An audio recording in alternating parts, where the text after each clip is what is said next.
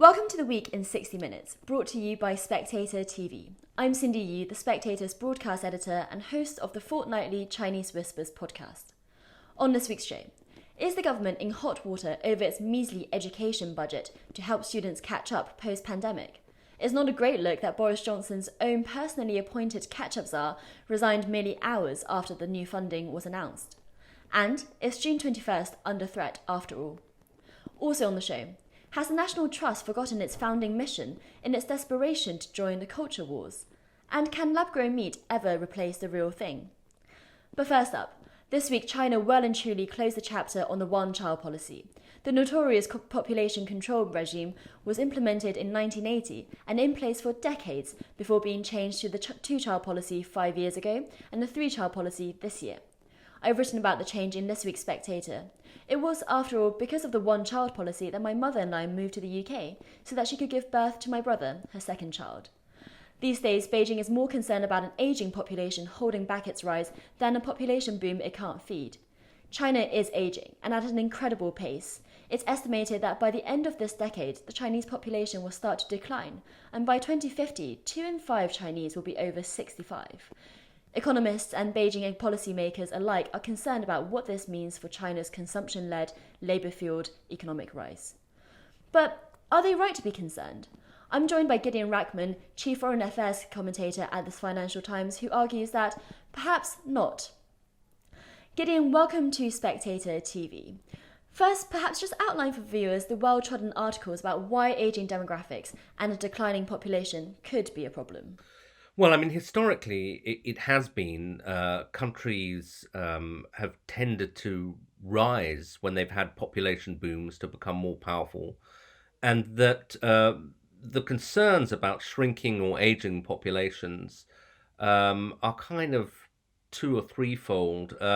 One is that the economics of it, what they call dependency ratios, that if the working age population is relatively small and is supporting a lot of old people, that can be a big drag on the economy. That's a relatively kind of contemporary concern, simply because of the extension of life expectancy. I think that when Bismarck introduced the old age pension in Germany in the 19th century, people generally survived like 2 years and then they died. And now they might survive 40 years as pensioners, and that's a bit of a problem.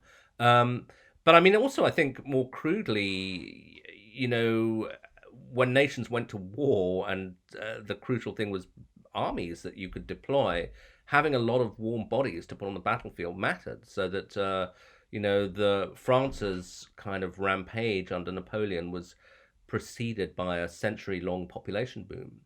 And equally, by the 20th century, the French were very, very anxious about the fact that Germany's population and Britain's population had exceeded theirs, and they had all sorts of pro-natalist policies to try to encourage people to have more children. But historically, that has been really quite hard, and I think China may find that now, if it tries to reverse these trends, they're difficult.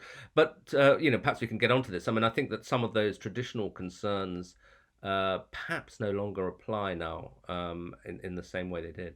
How so? Can you explain it a little bit more? Because clearly people in Beijing are concerned. Yeah, I mean, well, I think the sort of militaristic concerns are less apposite now. I mean, obviously, it helps to be, China's power does to some extent stem from the fact that it's a huge country, 1.4 billion people, and so on, and therefore is, an ability to sort of overwhelm a smaller neighbor. South Korea's odds of, war against China would be small because of the population gap. But I think increasingly, we don't really understand the nature of modern warfare in the tech age yet, because we haven't had a full-blown war. But if you look at, say, what the British are doing, partly because admittedly we're having difficulty recruiting people into the army, but increasingly they're cutting the size of the army and investing in technology. And there was an intriguing recent conflict between Armenia and Azerbaijan, which was essentially decided, as far as I can tell, by unmanned drones. So increasingly, wars, if they're even fought, may be decided by technological sophistication rather than just sheer manpower. The economic concerns are harder to dismiss, because dependency ratios are difficult. But I suspect that also that increasingly, since the number of jobs that people have to do, or the kinds of jobs that people have to do, are less dependent on physical force and more on mental capacity. A lot of people will be able to continue working much longer than we used to anticipate, and so it may not be this sort of huge drag on the economy that people think. On the other hand, we are actually seeing a kind of live experiment being run in East Asia, so that the population of Japan, what's happening in China is quite distinctive because of the one China policy. But even countries that didn't have a one China policy, like South Korea and Japan, are already seeing their populations shrink and age because of people's responses to all sorts of things, the nature of a modern economy, the emancipation of women, and so on. For whatever reason, the South Koreans and the Japanese have incredibly low replacement rates. And it almost looks like if you extend the line way out into the distance, Japan would simply disappear. I mean, its population is going from, I think it's like 120 million now to about 100 million by 2050, and it could be as low as 70 million by 2100. And we really just don't understand how that would work out, or whether they would, there may be changes in demography. But once these things are locked in and you have fewer and fewer children, and the population begins to shrink, then you get a sort of cycle where obviously the trend intensifies. One thing you could do is have mass immigration, which tends to be the kind of European and American solution, but politically contentious even here, and not something that East Asian societies have been in favor of historically. No, certainly not in Japan, and I can't imagine that working out very well in China anyway, because the idea of citizenship there is so ethnically based, and you do see, for example, the hundreds of thousands of African students who are in south of China at the moment, and they get a lot of anti-black racism at the moment. So I can't imagine China is the sort of melting pot, or tries to be the melting pot that Britain prides itself on being, for example. No, I don't see it either. I mean, it was interesting when I was in Japan talking to Japanese officials who were trying to loosen immigration laws because of the concern that the economy needs labor. But the things that they regarded as incredibly radical were still unbelievably draconian from European points of view. They were allowing workers in but not allowing their families in, and stuff that would just be very, very hard to get away with in Europe. But even speaking to some of the top people in the LDP, the Japanese governing party, they would express privately attitudes that were quite startling to Western ears, about the kind of fear of actually Chinese immigrants, and their claim that they were sort of dirty and bringing diseases, etc., etc. There was quite a really visceral thing about, we really don't want to import this. And although, as you say, and as I've indicated, I think there is a strong racist element to it, they also look at Western societies and say, we pride our societies on harmony, and so on, and they're very peaceful, and you seem to have all this kind of racial tension around Black Lives Matter, or before that Islamist terrorism, and no thank you very much. We're going to stick with homogeneity. And that is a valid political choice, but it does have economic and demographic costs that go with it.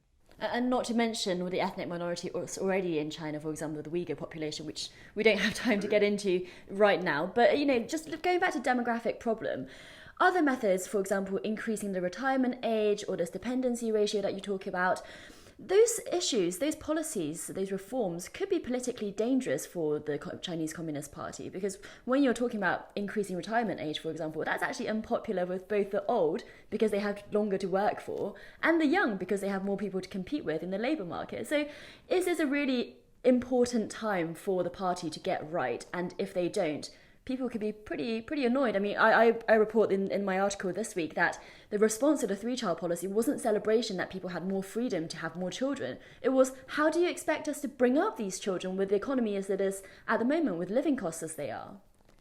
Yeah, absolutely. And I think that's a particular problem for the Communist Party in that it doesn't admit error. It doesn't even admit error by previous generations. You know, they're about to celebrate the 100th anniversary of the foundation of the Communist Party, and the story that Xi Jinping wants to tell is of this sort of triumphant progress where the party guides the nation towards greatness. And now, clearly, implicitly, they're saying the one child policy was a horrible mistake. But they can never explicitly say that. And I think that potentially makes people quite angry, and also undermines this idea that, okay, this time we've got it right. And of course, to Western ears, one should the surprising thing is, well, why not just let people decide for themselves? You know, why do you have to instruct people one, two, three? You know, such a personal choice.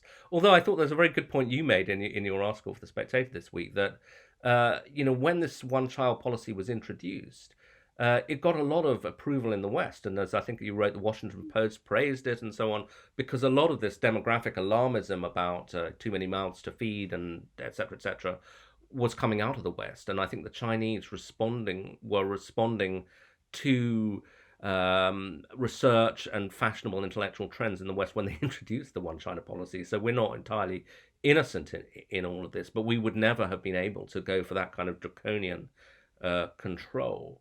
So yeah, I think implicitly it's part of a massive unknowable about China, which is, what do people really think? How much content or discontent is there with the party? How will it be channeled? How will it express itself? These are, fascinating questions on which the future of China, and probably, indirectly the future of the world, hangs. But, as you say, you can look at what's being said on social media, and maybe on some of these social topics, it's easier to be critical of the party or to express discontent indirectly than on something that's directly political, like Xi Jinping's, policies in Xinjiang or Hong Kong or whatever, where you would just never be able to really express dissent. Here, it's quite interesting what you were saying, that there was open discussion, that it wasn't closed down very quickly. So, yeah, I mean, and also, I mean, again, I'm sure you know more about this than I do, but I have this interesting sense that although here in the West we tend to portray China as this incredible booming economy, land of opportunity, amongst young Chinese, there is a sense that's a bit reminiscent of what you hear from young people here in the West. Immense career pressure, immense competition to get into university, to get that job. Then can you afford the house or the property in a big city? Sort of crushing pressure the whole way along. Which is, again, not what you'd expect in a country where supposedly horizons are expanding enormously. But I guess you'd have a similar argument about, snowflake generation, because, the previous cultural revolution generation, experienced kind of suffering and lack of opportunities that would be unimaginable to young Chinese who face a completely different set of sort of pressures. Well, yes, exactly. And one of the comments that I found when trawling through Chinese social media this week for this article was someone saying 996 is the best contraceptive. Now, people in the West won't know what 996 is, but it's this new working regime which is 9 a.m. to 9 p.m. 6 days a week. Now, that started in China's tech sectors, but it's very fast spreading to other white-collar industries as well. And I don't see how anyone can have 3 children on that kind of timescale. And Gideon, just finally, what does all this mean for China's rise? So much of it has been based on its economic prowess, and not to mention the party's own legitimacy. If the demographics do constrain that, or if they don't, do you think that China's rise could be stunted? Well, that's a huge question. I mean, certainly those in the West who are a bit, to use the technical term, freaked out by China's rise have often pointed to the demographics as something to kind of cling on to from the Western point of view, that China will get old, as they say, before it gets rich, that they still don't have the per capita wealth levels close to the United States, and now they're hitting this demographic wall.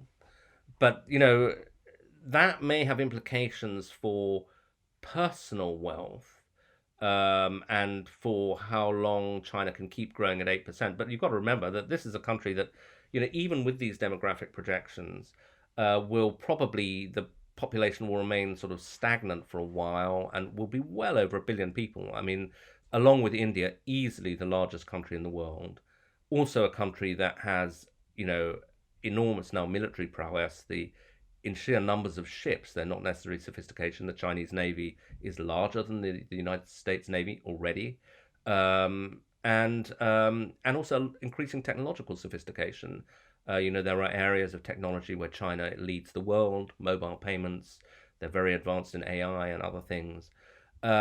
So, the fact that they're now sort of walking up a demographic incline, if I can put it that way, that the speed of progress will be slowed by these demographic trends. It'll happen relatively slowly. And meanwhile, there's so many other things that China has going for it. Some of the ones I've mentioned, but also, continuing urbanization will be a driver of economic growth.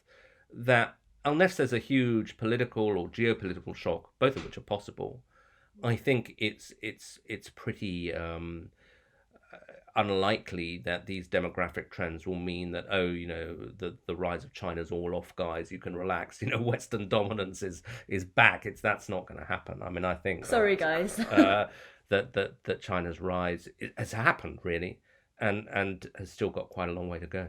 Gideon Rachman, thank you for joining Spectator TV. If you enjoy that discussion, allow me a little plug for the Spectator's Chinese Whispers podcast. It's my fortnightly podcast taking a look at Chinese history, society, politics. Just search for Chinese Whispers wherever you get your podcast from. It's completely free. Now, this week the government announced £1.4 billion of extra funding to help students catch up as a pandemic recovery fund. But within hours of the announcement, the catch-up czar appointed by Boris Johnson, Kevin Collins, had resigned. So what happened? I'm joined now by James Forsyth, our political editor, and Katie Balls, our deputy political editor. So James, what's this row about? Well, I think this row is a sign of the political phase we're moving into, which is the clearing of the COVID backlogs. There is this tension, which is there are huge backlogs in education with lost learning, in health with longer waiting lists for surgery, and in the criminal justice system with cases not having yet come to court. And Kevin Collins was saying, look, you've got to spend lots of money now and quickly to catch up this lost learning, so you don't have a generation that are unfairly disadvantaged by COVID.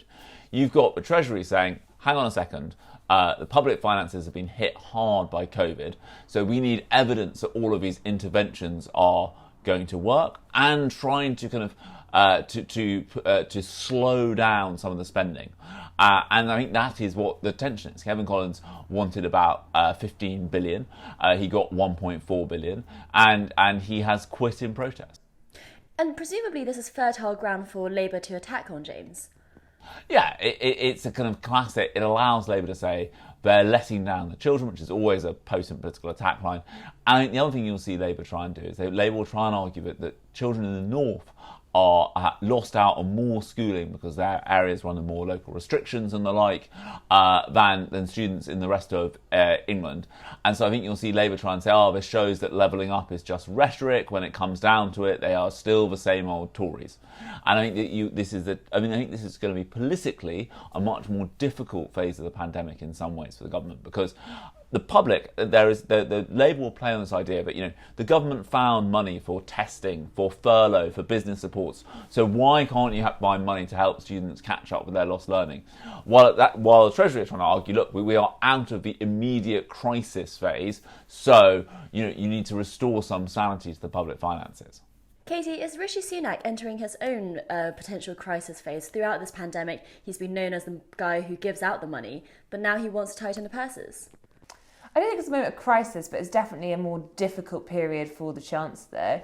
We've had a period where ultimately Rishi Sunak was at one point last year the most popular politician in the country. And there are various theories going around as to why that was. His Twitter graphics, the fact that he is a values politician, spoke lots of values. But I don't think you can get around the fact that he was also a politician who was spending billions in terms of keeping the economy afloat. And as we get to a point where he wants to show more fiscal restraint, and as departments go through their COVID backlog, he has to be the voice which is saying, well, actually, you might need to think twice about spending this bit. It is going to become more difficult for him.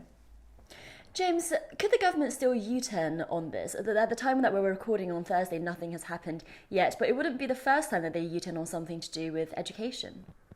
Well, yeah, on Wednesday when Boris Johnson hosted a kind of bunch of children in Downing Street for a kind of photo op, he was saying, that there might be more coming. I think one of the arguments that the Treasury was making was, look, now isn't the right time to hand out this money. It should be handed out in the spending review in the autumn when you look at all the other demands on governments for cash. And so I would be very surprised if there wasn't some more money in the autumn for schools and for catch-up. But I equally would be surprised if it was of the kind of £15 billion that Kevin Collins is talking about.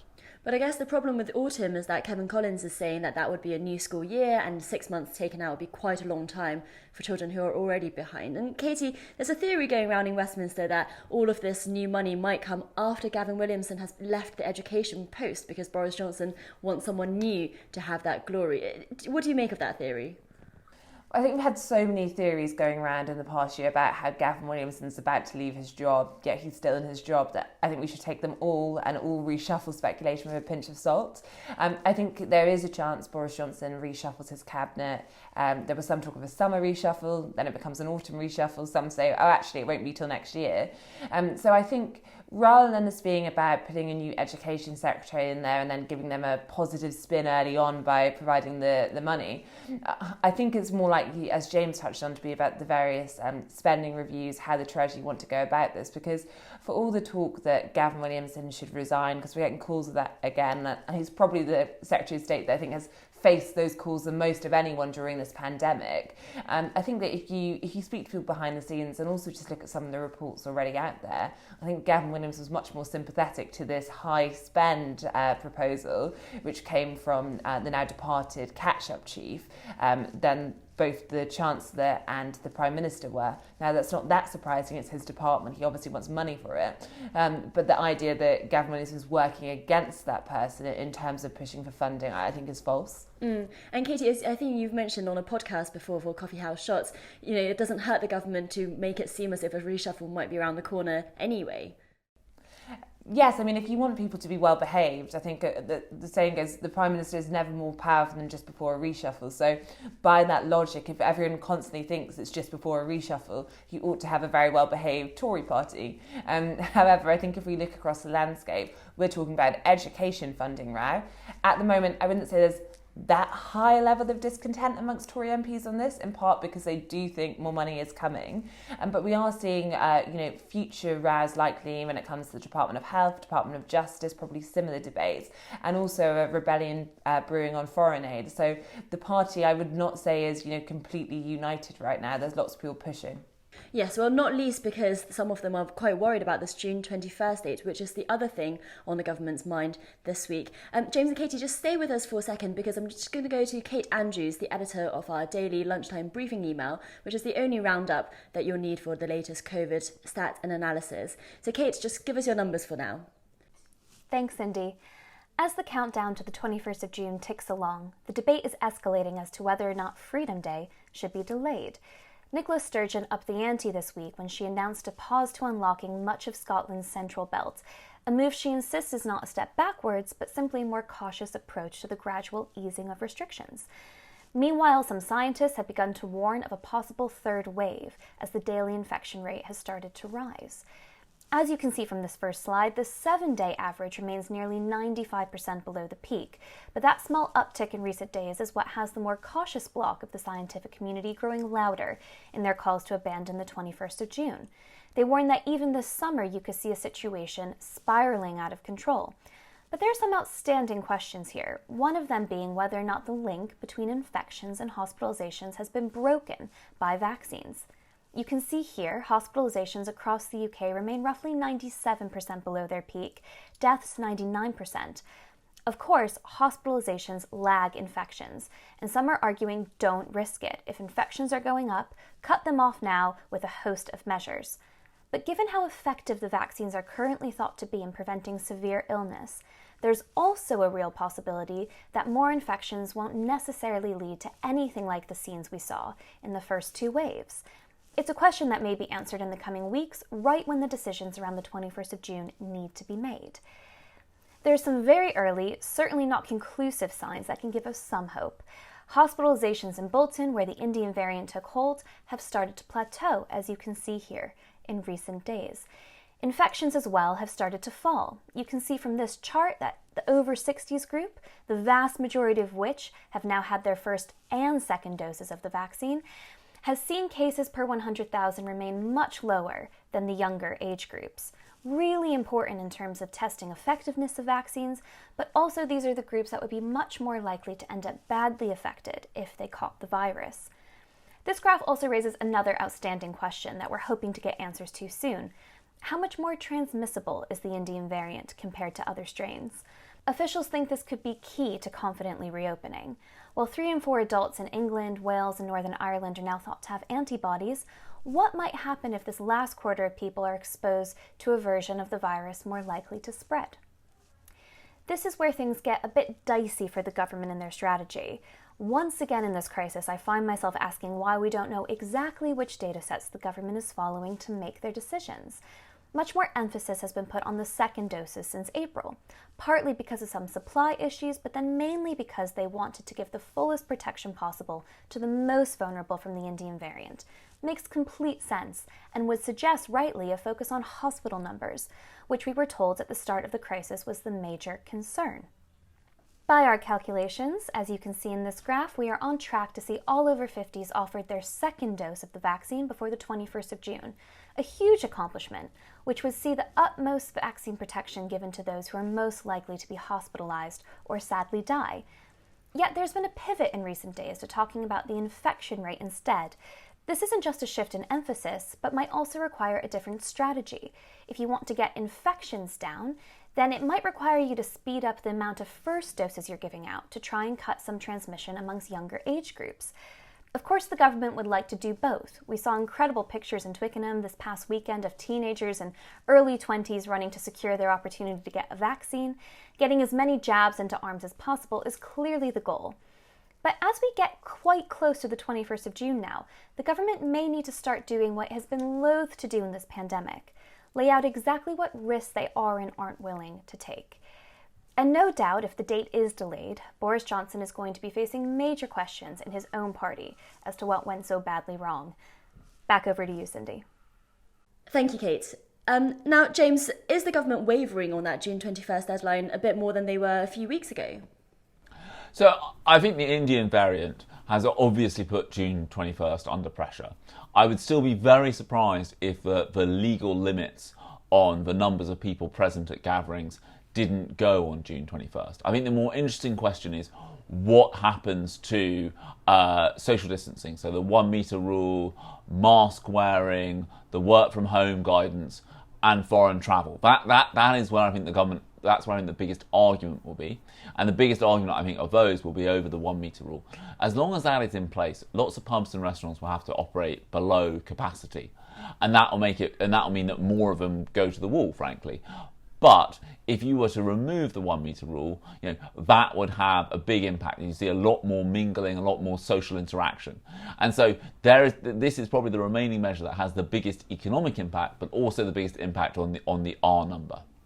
And Katie, the data seems inconclusive for now, and the Prime Minister has said that we need to wait and see a bit more. But numerous government advisors have been on the airwaves this week talking about extending the June 21st deadline for various broadcasters. I mean, that must be annoying at number 10 to have scientists kind of preempting their decision. I don't think it is appreciated by many ministers and figures in Downing Street and beyond when it comes to the fact that we had a bank holiday weekend. The Prime Minister was busy getting married, and you had various advisors to the government, of which there are a lot. So one advisor to the government on science is one of many that is not in the same sense for Secretary of State, and ultimately filling the airwaves with warnings about how we could be in a third wave, about how you might need to delay, and also having various timeframes for this, and that didn't go unnoticed. I think in terms of where this goes, I think if you cut through the noise, there are certain advisors the government leans on more than others, and I think we do keep hearing that it is too early to tell. But I think what's interesting is the point that James has has written about before, which is both sides really in this debate. So the doves versus the hawks believe that time will really show that their argument is the right one. I think the doves because they think cases will keep rising and that will point to exponential growth. And then I think the hawks because they think the more time you have, the more you'll see the critical thing, which is that what they hope to have happened, which is that vaccines will have severed the link between cases and hospitalisations and deaths. And I think if you can show that has happened, then high cases are less of an issue. And Katie, finally, you wrote a very interesting blog on Coffee House this week about this topic. But I thought it was interesting that at the end you mentioned that some ministers might want restrictions to be over in the summer because they might have to come back in the autumn. So are we facing another autumn-winter lockdown potentially? Yeah, to be honest, I'm really struck by this when I speak to some figures behind the scenes, and they are talking about how you get rid of as many restrictions as possible over the summer, where ultimately the conditions most lean towards making that easy to do. The fact that, well, we finally have some weather which isn't raining, and people are more willing to hang outside where we know there is much lower transmission. And as we saw last summer, the cases really went down. And there's also less pressure on the NHS, it tends to be over the summer. And therefore, just I think by logic of this, if things go a bit wrong, if you have booster jabs, if there are new variants, they're much harder to face going into the autumn and winter than going into the summer. And therefore, I do think that it's not a definite, but there is contingency discussions going on about bringing in a few measures. Now, I don't think anyone thinks this is going to be a lockdown, but it could be the case, for example, that we get rid of the 1 metre rule and face masks in most places over the summer.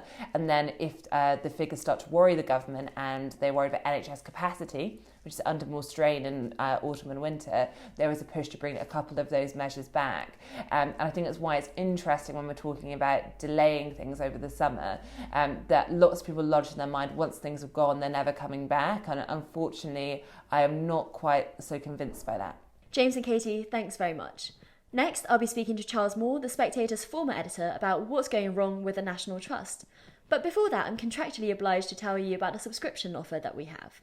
If you enjoy the coverage from Spectator journalists that you've seen in this episode, you can get more of it through a subscription to the magazine.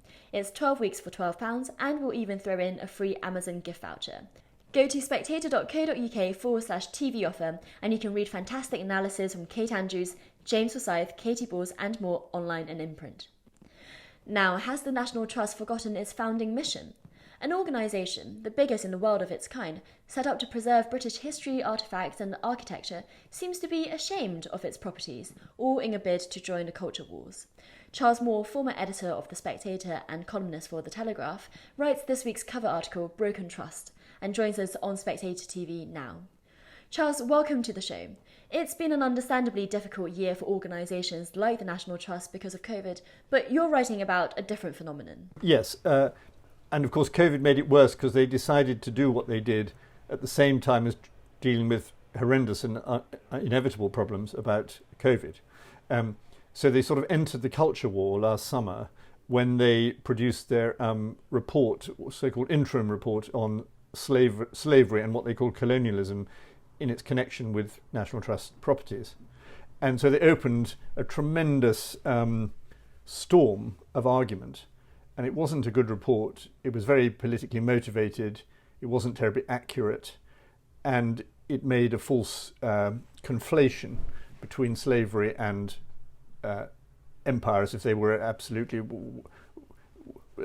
empire was automatically as bad as slavery is, and so on. And of course, this was very disturbing to members who were already disturbed by the wider circumstances and confusing. And it was clear that the motivations of this report were not the normal sort of scholarly motivations which should motivate a heritage charity, but were highly political, and they were explicitly so, actually. And so you had this feeling, very, very difficult feeling for a great heritage organisation, that the people in charge of it actually don't like their properties. And that's very demoralising, and it makes people feel that the whole purpose of the trust, which has sustained it for more than 100 years, is being undermined. What's incredible is that you mentioned in your piece that on the panel of people who put together this report, there were no academic historians, and indeed some of the leading academia surrounding this very complicated and nuanced history weren't cited at all. So, I mean, who did do the report in the end? Well, the report was mostly written by National Trust curators, and I think that was a deliberate decision by the Trust to show that their people were endorsing it. And those curators are often very good at their particular subjects, but there's no special reason why the expert on textiles should be able to talk about the politics of imperial history, or furniture, or whatever it may be. And the guiding influence behind the report is Professor Corinne Fowler of the University of Leicester, who's not a historian. She's a professor of post-colonial literature, not on the staff of the Trust, but retained by the Trust to help with these matters. And she has a very, very clear, very hard-line agenda, which she expresses in her book with the revealing title of Green Unpleasant Land, in wishing to show that the patrimony of Britain, and particularly England, is a slavery-polluted, empire-polluted patrimony, and therefore sort of wishes to cast a shadow over the many beautiful places and buildings and the whole history, really, which the National Trust cherishes. I think it's entirely appropriate that a body like the National Trust should understand these things and not try to hide anything, but I think it's quite inappropriate that it should give a platform to people who are actually against the very things it tries to protect, conserve and celebrate. And it even does this in its educational program. So Professor Fowler has this program, which the Trust is a National Trust program called the Colonial Countryside Project, in which they take school children, 10-year-olds, round houses that they say are linked with slavery or what they call colonialism, and invite the children to have a look at it and to write creative writing, which of course, because the children sort of know what's expected of them, is very, very hostile to the places and sometimes to the occupants, the former occupants of the places, who often actually gave their properties to the Trust. So you have a poem saying what a dreadful man Lord Curzon was, who was one of the greatest benefactors of the Trust ever, and of conservation in general, both in India and in Britain. And so you have this feeling of hostility right within the system to what the National Trust stands for. And it's not necessarily, therefore, because it's motivated by that hostility, it's not necessarily learned, it's not necessarily well-informed or accurate. Lots of things they said were about Winston Churchill, for example, and Chartwell were wrong, factually wrong. And this also is very undermining.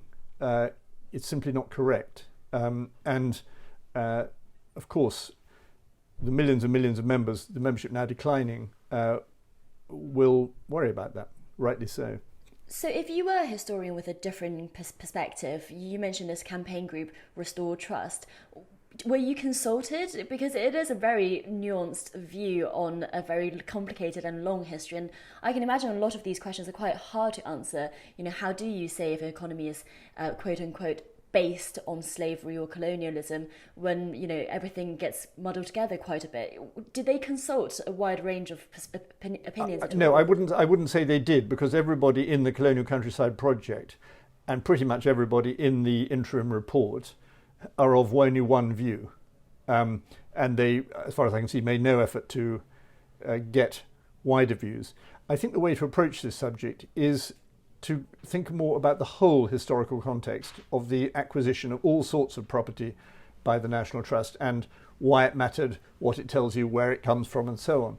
And then you will find that there are all sorts, and some of them are just as controversial as slavery, believe it or not. I mean, the classic one, which could easily be addressed by the National Trust, is the dissolution of the monasteries, in which by killing and theft, really, state theft, monastic institutions were destroyed, the monks were sometimes hanged, and their property was grabbed by rich friends, who then became richer, of Henry VIII.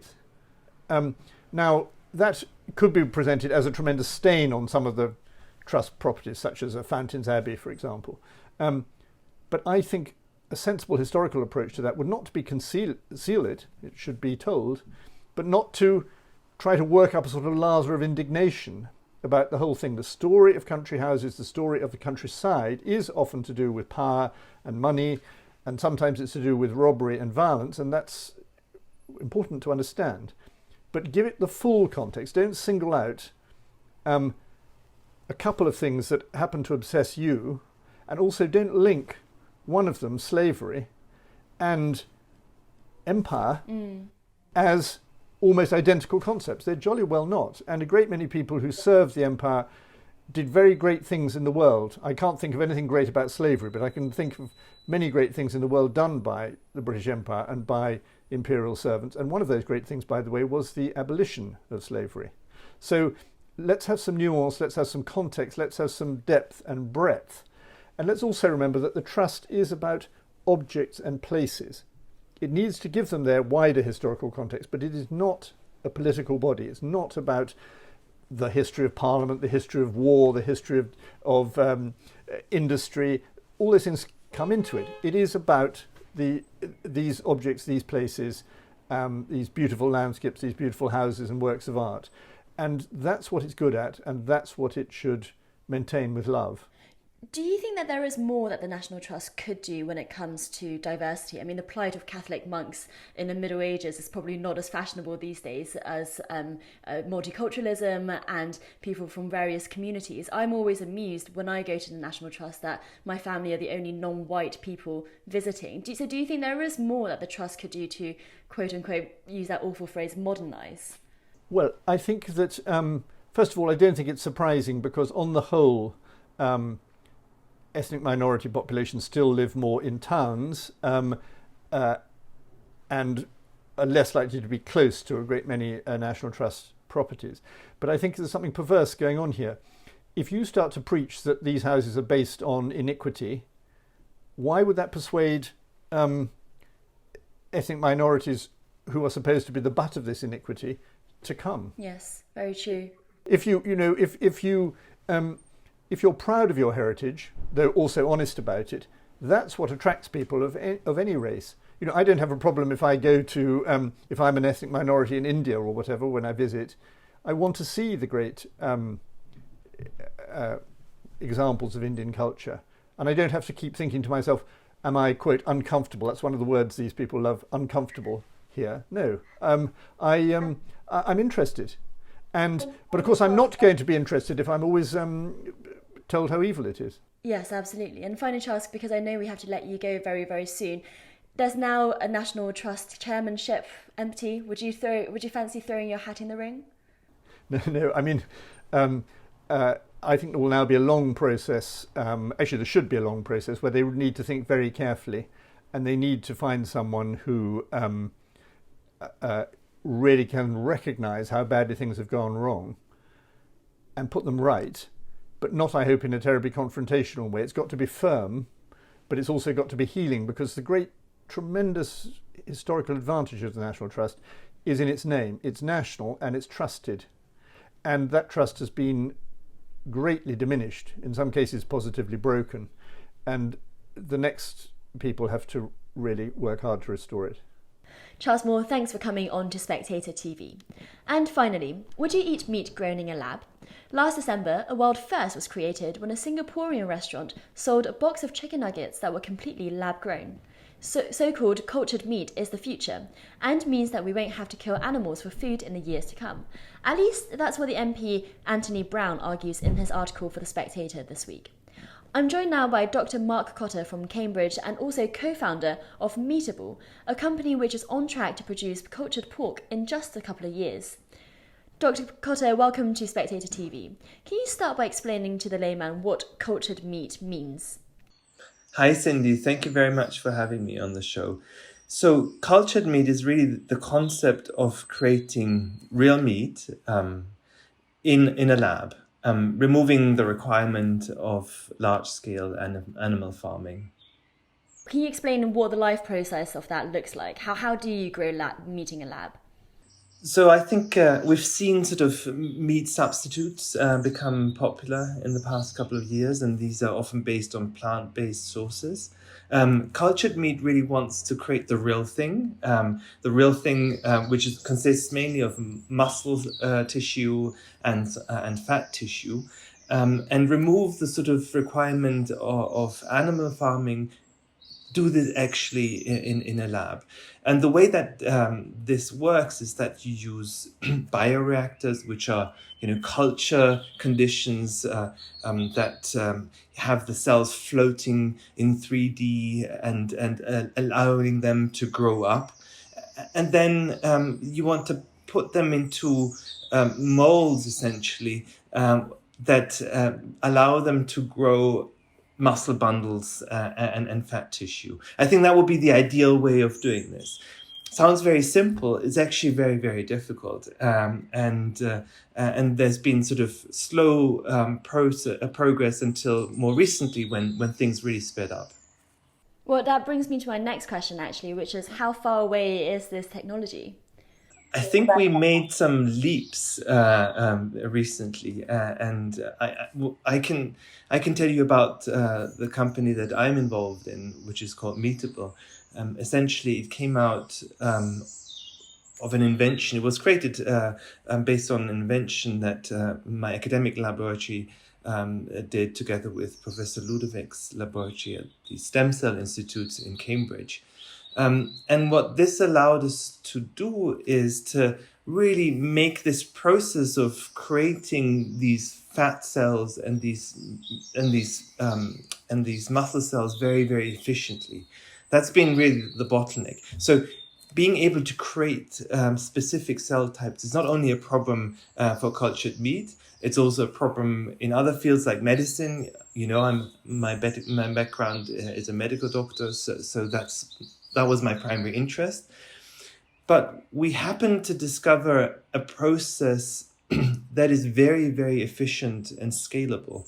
And so the idea of Meatable is to develop this process to create these products, meat products at scale. And how far are we away? I believe we're going to see first prototypes on display this year. And I think there'll be a small production in the next 2 years or so. So I think we're very close. This field has made a huge leap. So by the end of the year, we could see it in supermarkets on the shelves next to the vegetarian options. This real meat, but an animal hasn't been killed in the process. No, I refer to a prototype. So it's a small selective production that showcases this and allows the regulators to approve it. Very interesting. And are there parts of meat that you can't replicate so much? I'm thinking, for example, things like ribs, like the bone part of things. Is the meat that you create, are they going to be just lumps of meat, essentially? So all those other parts of an animal, presumably you can't replicate that. Look, what bioengineering has provided us with in the last 10 years is really tools to really think big. And I do think that it's possible to actually create something that looks like a bone, 3D printing of calcium, etc. But let's be pragmatic. The first product that you want to bring into the market is obviously something that's very simple to produce. And the simplest products, I would say, are minced meat, sausages, and things like that. But I think that already has the potential of a real step change in terms of how we think about meat, how we think about the origin of meat.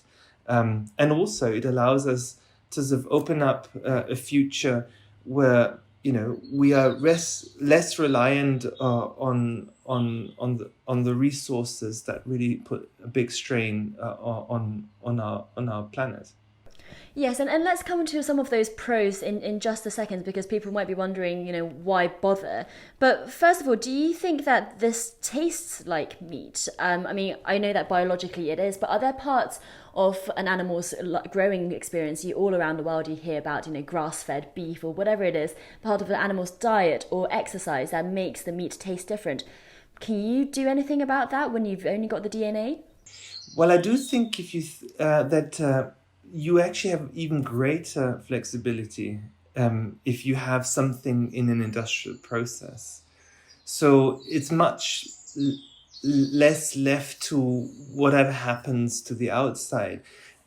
I think what I'm trying to say here is once you apply engineering approach to biology, and I think this happens now broadly across various spectra, then your tool set, your abilities actually increase, and you can do things that you may have not thought about. I can think of some really strange things like creating meat from different species and having it in one. So fine tuning, a bit like a good wine, or or you could also what, like a meat with a DNA of a pig and a cow, and then seeing what that would taste like. That's right. Having those cells together in one piece of meat, essentially.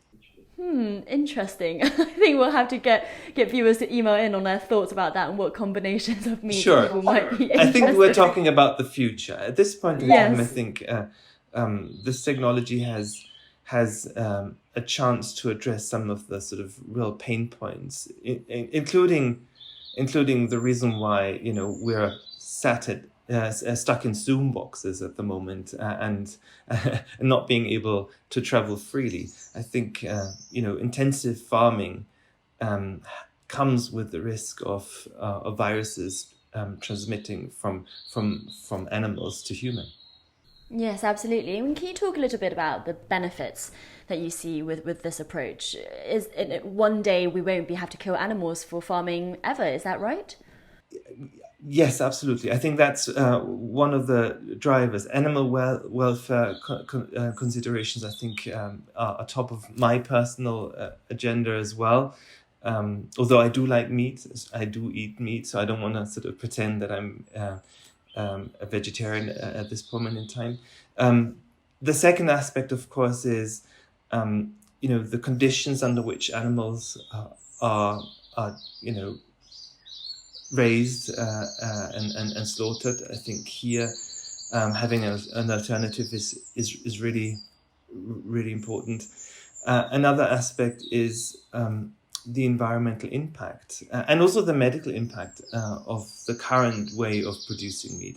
So we all heard about the use of antibiotics in farms, and what that means is that a lot of antibiotics are used across the globe, which don't help patients, so to speak, but make bugs become more resistant.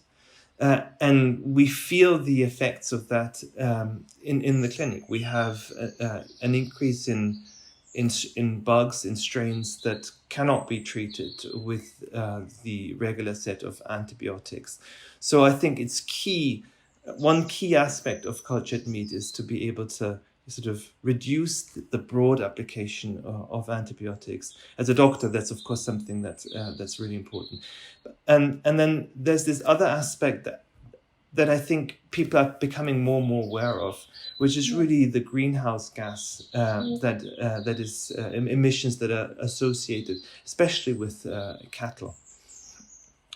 And in fact, I think it's one of the largest single contributors to greenhouse gases. And so having an alternative in this space, I think, is also something that is very valuable. And finally, we all know that meat's not always healthy, and that's sometimes because of certain fats that are in meats. And let's go back to this engineering approach. What you could essentially do is you could take out some of those non-healthy substances that we see. Although I think again we're talking more about the future here. Yes, of course. And is all of this safe? When we're talking about GM foods, for example, a lot of people's concerns are that it's not safe. And what you're doing is not just not modifying genetics, obviously, but you're recreating it and you're growing meat, and which could be the main basis of our diet. Is that a safe thing to do, to be consuming? I mean, let's be honest. When we culture meat, it's an artificial process. It's a synthetic process. The question then becomes, is the product safe or not? And that's essentially so. I think we just need to recognize that this is not something that happens without, an industrial machine behind it.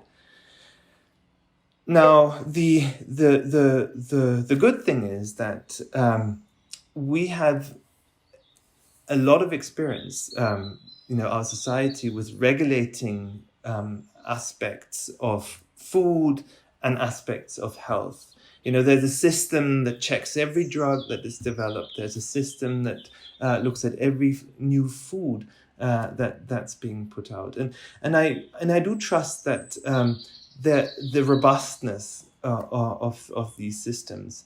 And so I do think if you ever want to create a product that can be used, it has to jump all the hoops and all the checks that are required to make it a safe product. So I wouldn't feel comfortable at all if we sort of decide if there would be someone who to decide to go forward with a product that isn't safe.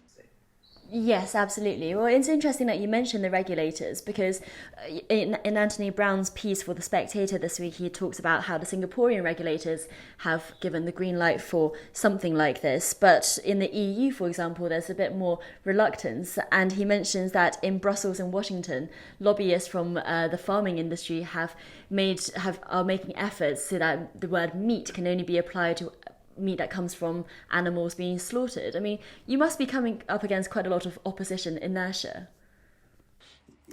Yeah, I do think if you come with something that's a very disruptive idea, and by no way I want to claim that this was my idea. I think there's a whole field out there. But if you're part of something that's novel, you are going to ruffle feathers and cause some pushback. And I think some of that pushback is good, because it basically means that you have to up your game. You have to show that what you generate, what you produce, is actually better in so many aspects. I think there's also a little bit of sort of fear in certain pockets. What's interesting, though, is that if you look at the sentiment of the users, the man on the street and the women on the street, that we can see a real swing away from, from this is artificial, we don't want to touch it, to a sort of new mindset where people are aware of all the problems that our current system has. And where people decide to become vegan or vegetarian, not because they don't like meat, but because they don't like the process and the animal sort of welfare aspects of it. And this particular sort of group of people, which is large, I believe is very in favor for a meat alternative, even though it is something that comes out of the lab. Yes, well, as a fellow vegetarian, I can very much get behind that. And I'm intrigued by this idea of the hybrid sausage. Dr. Mark Kotter, thank you very much for joining Spectator TV. Thank you so much. And thanks to all our guests on this episode, and to you for watching. As ever, if you have any feedback, please email at spectatortv@spectator.co.uk. We do read all of them, even if we may not have time to get back to you. And a final reminder, if you enjoyed the discussion today, why not pick up the magazine or read us online? You'll get more of the same intelligent contributors, fresh topics and insightful analysis without bumping into a paywall. Just go to spectator.co.uk/voucher to subscribe. 12 issues for £12, and we'll even throw in a £20 Amazon voucher. Thanks for watching Spectator TV, and see you next week.